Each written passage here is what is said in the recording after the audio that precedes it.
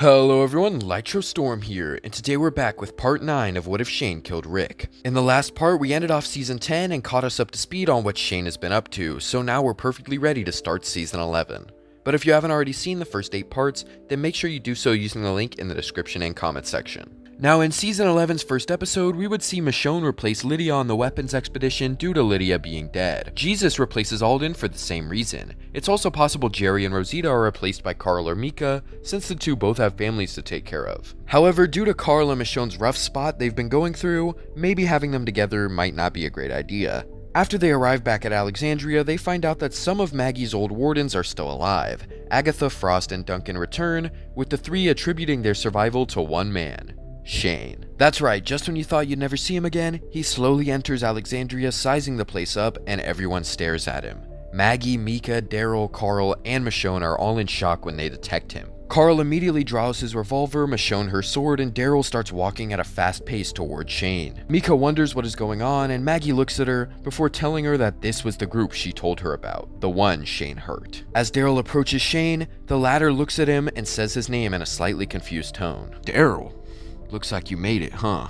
It's not a bad place you got here. Shane is cut off as Daryl hits him in the face, causing Shane to hit the ground. He realizes what just happened, muttering, "Yep, didn't think so." Shane quickly gets up, about to strike Daryl back, only to see multiple people run forward. Among them, Mika. He's surprised to see her here too, along with Maggie and Michonne.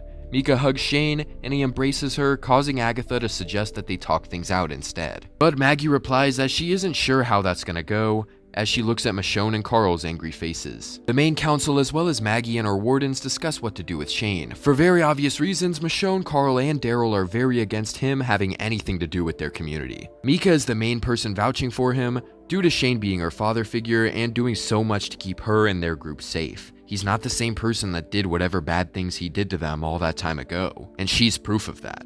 Seeing the young girl standing alone, Duncan, Agatha, and Frost are willing to support her as he did save their lives as they fled the Reapers. Of course, in canon, they survived anyway, but they don't know that. With the food situation being a major issue, Gabriel and the others who don't know Shane try to turn their attention to that. Maggie says that Meridian has a lot of food and supplies, but they'd have to take it back from the Reapers. Daryl questions Maggie, recalling that she said Shane was one of them. Maggie hesitantly admits this, and Mika tells them that Shane was the one who knew the Reapers would take over. They spent time with them, and he knows how they fight, what they do. Michonne notices that she was also a Reaper by what she's saying, meaning she'd have all the info Shane has. Mika smugly replies that, yeah, she has all that info, but she's not going without him. The group exchanges glances as they realize that they are gonna have to work with Shane. For this, Carl, Michonne, Daryl, and Maggie are the main ones who will get looked at for approval, as they were the most deeply affected by his actions. He killed Michonne's best friend, and both Maggie and Carl's fathers. Daryl is willing to do whatever keeps them alive, even if it means working with the guy who captured and imprisoned him. Maggie has a connection to both the wardens and Mika, who all vouch for Shane, and she was willing to let Negan help them in canon, so I think she'd accept Shane with even more pressure here. That leaves Michonne, who knows she's been on tough ground with Carl recently and that his family is gone. She doesn't want to force him to work with someone who caused that,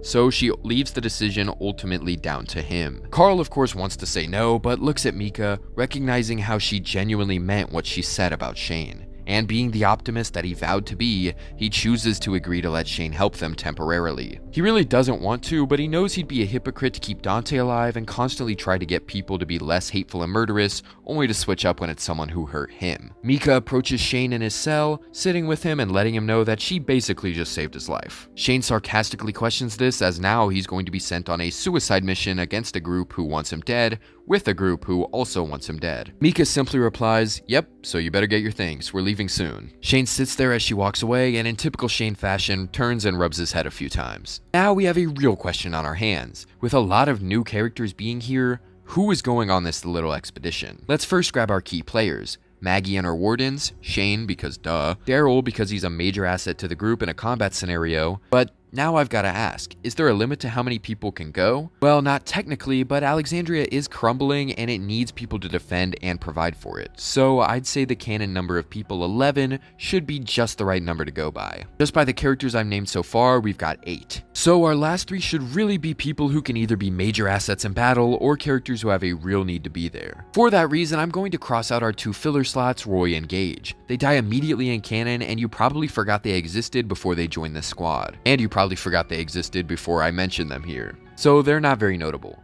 Gabriel has a family to take care of, and he's a key member of the council. Alexandria is going to need someone to lead now that Carl and Michonne are leaving. Michonne is not a question in a fight, and she wants to keep an eye on Shane, and as if there aren't enough, Carl shouldn't be questioned on why he's going either. Our last slot would then be filled by Jesus, as he's probably their best fighter given his recent performance against Beta twice. Mika would want to go, but be denied as Shane doesn't want her getting hurt, and neither would Maggie. But I do think that Mika would follow them and join, which they really can't do anything about for now. Plus, if you think about it, we do need a replacement for Dog, I guess. Without a guide through DC, which was provided by Negan and Cannon, they really don't have a way to navigate through the tunnels. This means Shane is probably going to be even more ignored and insulted than Negan was, since at least they could look to him for guidance. Because we don't get to see the other paths in the tunnels, I have no clue how their journey would go. They likely get lost in the tunnels, which I can only assume would make it much harder for them to make it out safely or quickly. And of course, they could also end up splitting into groups to search every path, which would make things even more likely to give them trouble. There's also the possibility they just go through the exact same spot that they did in Canon,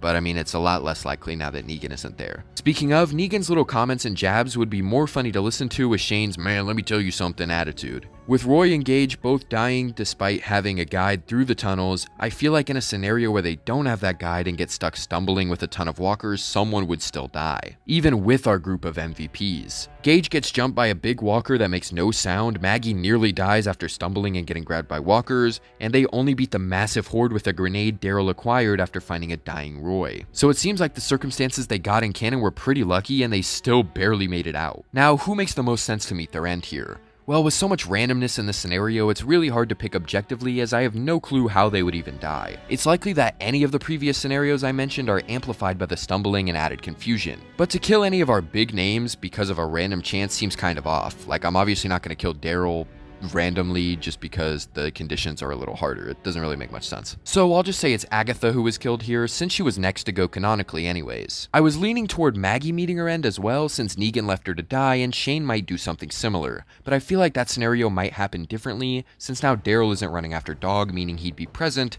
since Dog is dead in this version of events. So even if Shane tried that, Daryl would just save Maggie anyway. And that's not to mention Maggie also made it out despite Negan leaving her. Though maybe it's like Jesus who gets a Roy-like injury here if anyone. So we can now carry on, though I will warn you, almost everyone we have left on this squad is a fan favorite or a big character, and I'm looking at things from the most objective lens possible. More characters die very soon in the show, but some of them aren't here, so don't freak out if anyone you like meets a similar end soon. Going on, after a rough encounter with the walkers in the tunnel, our group makes it above ground. Shane warns the group not to let their guard down as the Reapers attack in the night and they hit fast. Maggie plans to detour to a radio tower in order to rest up and restock before they go to Meridian. I think it'd be neat to have Mika and Carl interact a bit, since Mika is obviously curious to know more about the new people she's meeting, especially why he has a beef with her father figure. Carl tries to connect with her, but struggles not to just bash Shane when asked about the bad he's done. Mika notices his attempt to connect though, and does seem to think he's a good person. The group gets attacked on the road by the Reapers, with Shane opting to defend Mika immediately. Now, in this initial attack, Roy is immediately one-shot killed, and Cole is brutalized, along with Duncan being hit so many times that he dies later of his injuries. However, with Shane here to warn everybody of taking the road path where they'd be easy targets, I think we can cut one of these out. And given that Roy isn't here this time while Cole and Duncan are, I think let's cut out Roy's death. So Cole is killed, Duncan is brutally injured if not killed right there, and many of the others are injured.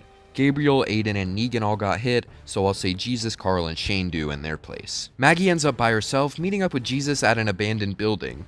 They get jumped by Reapers, but luckily Shane arrives and helps take care of them in the nick of time. Sadly, Jesus is heavily injured after facing a previous injury in the tunnel, one during the initial Reaper strike, and now another. This is unfortunate for Maggie to see, as she doesn't want him to die like Alden and Beth did. All these people she left at Hilltop with so much time lost. Shane remarks that he lost Mika during the struggle, which gives him a reason to get going, even though he thinks Maggie's plan of the road is bad. They eventually run into Michonne, who got Duncan as far as she could before he died of his wounds. She's sad to see Jesus so hurt, but hasn't seen Mika.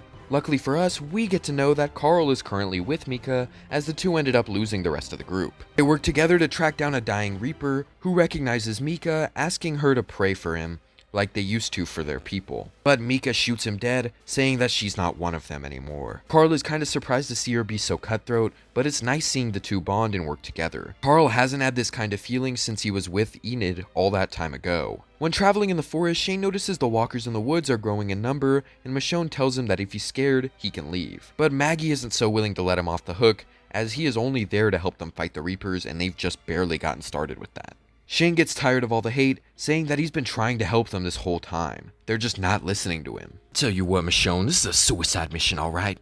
That guy you call Jesus we've been lugging around is your best? When we get there, they come at us, what am I supposed to throw him? Look at him, man! Michonne walks up to Shane, looking him in the eye, before saying that if he wants to find his girl, they should go to the spot Maggie told everyone about. They move on, getting attacked by the walkers. Michonne is surrounded like Agatha was canonically, but Jesus tries to help her out, as I think even while injured, he'd be a better fighter than Alden. Plus, Michonne is able to handle herself better than Agatha. With those two factors combined, I'll say that Jesus is the one bitten on the arm and not Michonne. They do all escape though, so they are better off than in the canon version. They make it to an empty church where the decision to cut off Jesus' arm is made, but he doesn't want that to happen. Shane was right. With his injuries, he's not going to make it to Meridian. And now with his bite, he definitely won't, whether he loses the arm or not. Jesus fights both Maggie and Michonne's protests, apologizing that he couldn't do more for them, but this is where the road ends. I think his death would matter more to me than Alden's did canonically, but that might just be because I'm the biggest Alden hater there is.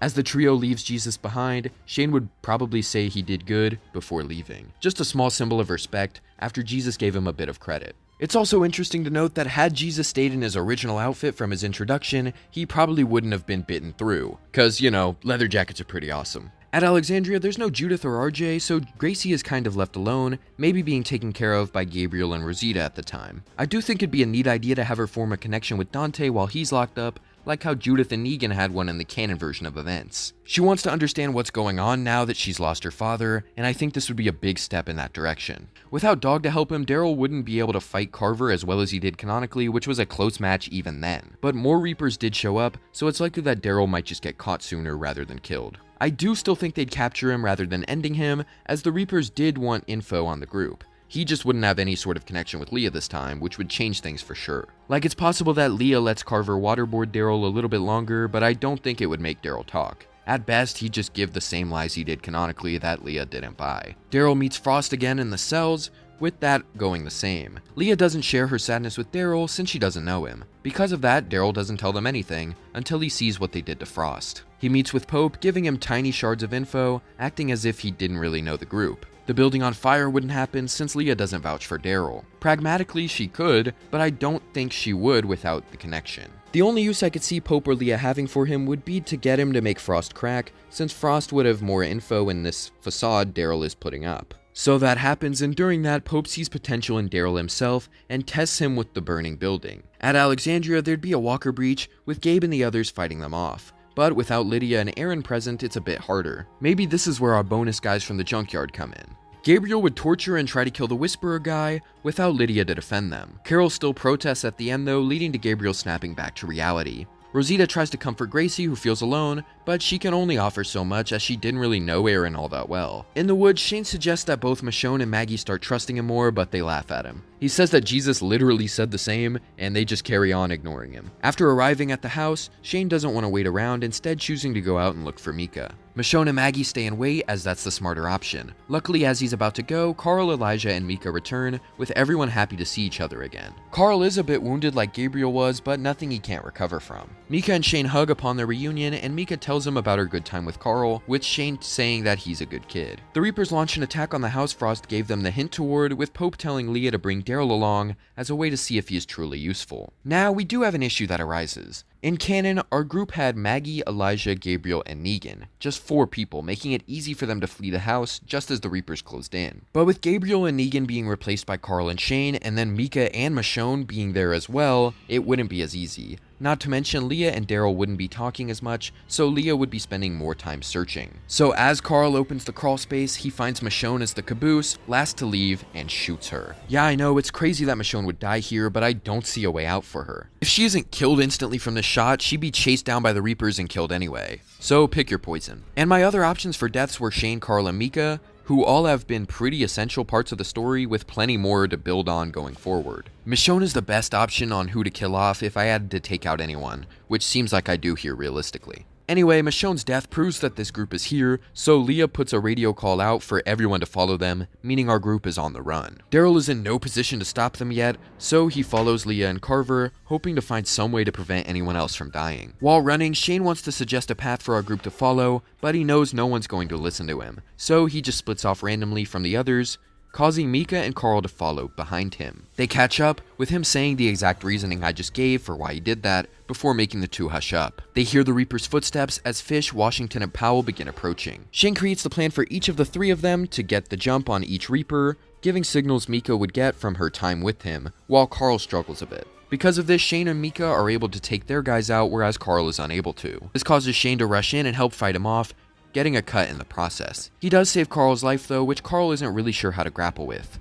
Shane knows this though and doesn't expect any thank yous as he helps the boy up. At the same time, Maggie and Elijah are now alone, surrounded by Carver, Leah, and Daryl. Elijah starts a fight with Carver, prompting Daryl to step in and stab Carver before he kills Elijah. This blows his cover, but now Maggie aims her gun at Leah, with Daryl wanting to take her as a hostage. It might be the only way to beat Pope and the rest. Shane, Mika, and Carl now show up to meet the others, and also Daryl too. Shane and Mika see Leah and immediately start getting emotional. Shane tries to fight it, and they have Leah radio that everything's alright, they just got held back in a fight. They're on their way now. Since they don't have a former Whisperer on their squad, they instead have to find a place to store Leah and rest before making their way to Meridian. During this time, Shane and Leah talk, with Shane doing his best work to get Leah on their side, but it just doesn't succeed. She does mention something that he doesn't know though. Megan is alive. The night Shane and Mika escaped, they found the others in the woods, killed them, but spared Megan. It was Pope's idea. Pope thought she'd be good to keep. Train up their way without Shane's interference. So now if Shane wants to win this, he's gonna need to use Leah as a hostage, send Mika into a war zone, and be willing to kill Megan. She suggests he find a way to undo whatever it is his group is about to do, and then run, like he did before. Shane rubs his head, scoffs, and walks away from her. At a similar time, Daryl is scouting ahead like Gabriel did in canon, since if he gets caught, he can blend in as one of them. He runs into the priest guy, shooting him with his crossbow, as there's no reason to leave him alive like Gabriel did. Meanwhile, Carl approaches Shane to talk about what's been going on, and the two actually seem to bond a bit. Shane tries to help Carl through losing Michonne and to use that anger against the Reapers. He's probably seen it all out there. I mean, so much they had to take an eye out, right? This won't hurt him for long. Carl understands Shane is trying to help, but doesn't really like the matter-of-fact tone he's giving. So he leaves Shane alone, instead going to talk with Mika. She tries to relate to Carl as she's lost a lot of people she knew too, like her mom, dad, Tara, Megan, her sister. The two hug, clearly growing closer during this mission, which is really sweet. On his way back home, Daryl finds a guy trying to get back to his family. He tells them that his wife isn't gonna make it, and that he and his son should run. He then gives them the general direction of Alexandria, but doesn't want to risk giving up even more information, as if they get caught by the Reapers, they'll be able to track it down. Daryl then returns to the group, catching a bit of rest before nightfall. At that time, the group heads out to attack the Reaper's settlement. They use what few walkers they can gather without using Whisperer masks, but ultimately it's not much. Daryl radios to Pope that he's almost there, but that they got jumped by the others. He's the only survivor that he knows of. This allows him to show up and cause a bit of a distraction before Maggie and the others attack. Wells would still be around Meridian since there isn't a big herd this time. At Alexandria, Connie and Virgil have returned, and Gracie is left alone during the storm as there is no Judith. Because there's no Judith, Gracie would be saved from the Window Walker by Virgil instead. With Daryl on the inside and a few walkers on the outside, the Reapers are a bit distracted as Maggie and Carl move around the side. They're missing Fish, Washington, and Powell, so they have less guards, meaning Daryl's presence isn't necessary. Daryl can't bust a lock sadly, as he's too busy being grilled by Pope, who is not buying his story anymore. He goes out on one mission and now the whole troop is gone. This has gotta be a trap. So he prepares to kill Daryl while he radios the others to be on full alert and search everywhere. Shane and Mika travel separately from Maggie and Carl in order to remain hidden better. The few walkers are dealt with quite easily, as Pope has tied Daryl to a chair and goes to end him. But that doesn't really work, as I think if Maggie can fight Leah while tied to a chair, Daryl can definitely fight Pope tied to a chair. And Pope literally has no feats because he never did anything on screen. What a great villain. So I do think Daryl could likely defeat him, or at the very least escape after a tussle. With the Reapers on high alert, Maggie and Carl have a harder time getting in. They both may have to fight a Reaper, causing some injury. At the same time, Shane and Mika have the same issue, but the Reaper they run into is Megan, whom Mika doesn't want to fight against. Now Shane would normally see this as an easy issue to overcome, as it's not like Megan would be stronger than him. But now that he's seen how Mika has changed, it's harder for him. The two take Megan down, but she has been so brainwashed that they can't really get her to stop fighting. So Mika is forced to knock her unconscious, symbolizing her growth since Lizzie. She's willing to say goodbye to another lost sister. The two go forward as Maggie crashes a truck into their gate, causing any nearby walkers to start entering. The Hwacha would never be fired without Pope there to order it. Carl takes Gabriel's sniper position and keeps the Reapers off of Maggie and the others. At Alexandria, things are quite bleak without Lydia. Gracie going to get a weapon is now a death wish, as walkers flood in and chase her into the lowest room. With no Judith or Aaron to defend her, or Lydia to find her, she gets pulled into the water and devoured by walkers. Gabriel shows up just as this happens, sadly being unable to save her as well. It's possible the flooding from the storm drowns Dante in his cell, but I'm gonna say he survives. No Hwacha means our group really doesn't face much issue besides actually fighting the Reapers. But since they have greater numbers and the Reapers have lower numbers than in canon, it's a much easier fight as well. By the morning, the only member left is Megan, who recovered and refuses to let anyone take over. She aims a gun at the group as they try to loot this place and cries as she yells at them. Shane tries to reason with her, saying that she can come home now, but it just doesn't work. Mika steps up herself, making a final attempt to convince Meg to stop all this, as they don't have to fight anymore. All of them can be together again. Megan finally lowers her gun slowly as Mika talks, before the two hug. This shows Shane that Mika having been influenced by Maggie and the others is a good thing overall. He isn't quite there yet, but maybe he could be one day. And with that, the group grabs all the food and supplies at Meridian and heads back home. But first, they stop by the church to put down and bury Jesus. Wow, that's a crazy sentence, but we continue. They also return to where they left Leah, deciding what to do with her. Shane recognizes that he won't be able to get her to switch sides, even after telling her how well things went, how they could just pick up where things left off. She just isn't going to budge. So he lets her go in the middle of the night, mirroring how she saved him from the Reapers all that time ago. Before they arrive at Alexandria, Shane has one final talk with Carl, apologizing for what he did to his father. It took time for him to see it, but them working together is what took down the unstoppable force that was the Reapers. Maybe his dad was right all along. He knows that he can't ever make up for what he did to him, Maggie, Daryl. So he's not gonna wait around and find out what happens to him when they make it back to Alexandria. He got his girls to a safe place, and that's the most important thing to him right now. He wishes Carl the best before leaving the group, going off on his own as everyone else returns to Alexandria. But with that, we have put a close on the Reaper arc, part of season 11, so I'm gonna go ahead and end this part. I hope you guys are hyped for part 10, as it'll be pretty important to finishing off the main series. This new version of the Reaper arc was super fun to write. I really liked having Mika and Megan involved, and Carl and Shane and all that. It was just really cool. Hopefully you guys didn't think my Shane impression was too bad. But as always, a big shout out to our members: Ellie the Plug 2, Paul Keen, Hazy Brush, Marco De Cinco, Davisville 84, Willie, Very Classy Demon, 23 Days Later, Aiden Kearns, Zombie Warlord, Yeah, Tifu A, and Joel. If you want to become a channel member and help support the channel, please feel free to do so. It's only $2.99 a month, and you get access to awesome perks like priority comment replies, exclusive community posts, and early videos. But as always, tell me if you like this part, tell me what you think will happen next, comment your requests for future videos, and subscribe.